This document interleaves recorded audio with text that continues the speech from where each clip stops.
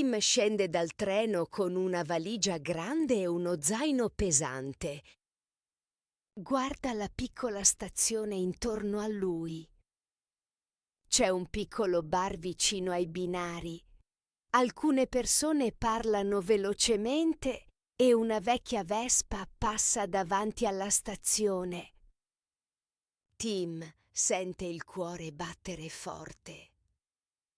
Ok, dice piano.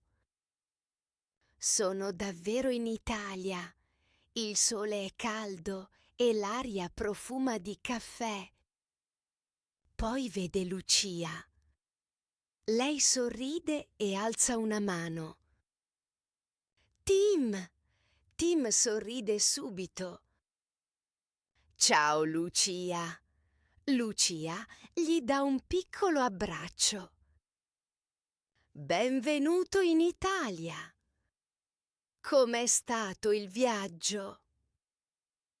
Molto bene, dice Tim.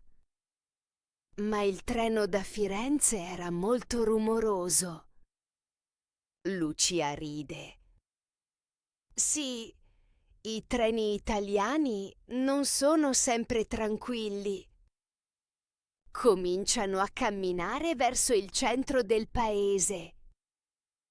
Tim guarda tutto con attenzione.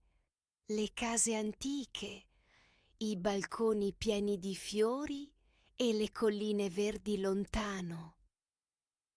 È ancora più bello delle foto, dice. Lucia sembra felice. Ti piace davvero? Moltissimo. Dopo alcuni minuti, Lucia apre la porta di un piccolo bar. Entriamo un momento, dice. Ho bisogno di un caffè. Dentro il bar ci sono molte persone. Qualcuno parla forte, qualcuno legge il giornale. Il barista guarda Tim, sorride e dice: Prego. Tim sorride gentilmente. Grazie. Il barista aspetta. Tim guarda Lucia. Lucia guarda Tim. Il barista dice ancora: Prego. Tim sorride di nuovo.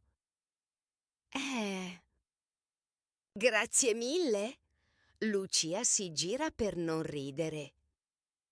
Alla fine, il barista dice: Cosa vuole? Tim capisce lentamente. Un caffè, per favore, dice Tim. E per me lo stesso, dice Lucia. Il barista annuisce. Tim guarda Lucia. Allora, prego, può anche significare cosa vuole? Esatto, dice Lucia ridendo. Prego, può significare molte cose. Tim sospira. Una parola, troppi significati. Lucia ride.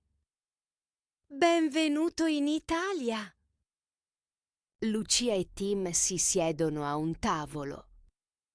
Più tardi, il barista porta i caffè.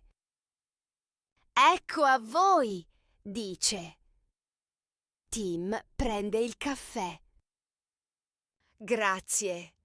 Prego, risponde il barista. Tim guarda Lucia con paura. Lei inizia subito a ridere. No, Tim. Questa volta va tutto bene.